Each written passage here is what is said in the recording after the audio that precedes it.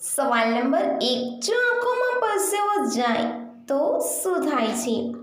એનો જવાબ છે, જેમ આપણી આંસુની ગ્રંથિઓ આપણી આંખોમાંથી ધૂળ અને ગંદકી બહાર કાઢે છે, તેમ આંસુ સાથે પરસેવો પણ બહાર નીકળશે. પરંતુ પરસેવામાં મીઠું હોય છે, જે આંખોમાં જાય તો થોડીવાર બળતરા પેદા કરી શકે છે.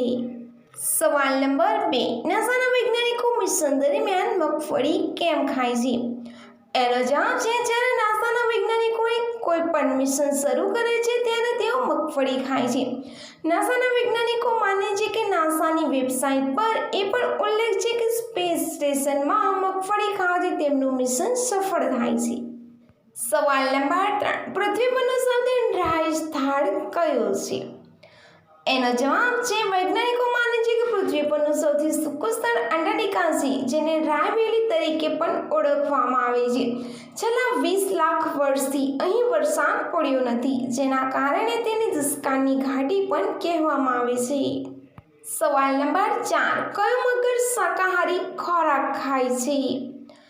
એનો જવાબ છે, પાપિયા નામનું મગર વિશ્વનું એકમાત્ર શાકાહારી મગર હતો, જે કેરળના પ્રખ્યાત અનંતપુરમ તળાવ મંદિરનું રક્ષણ કરતો હતો.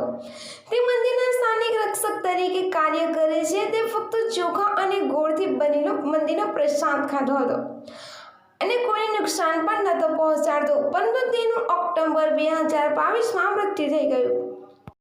સવાલ નંબર 5, ઠંડીની સિઝનમાં જલ્દી ન મળે એના માટે કેવો ખોરાક લેવો?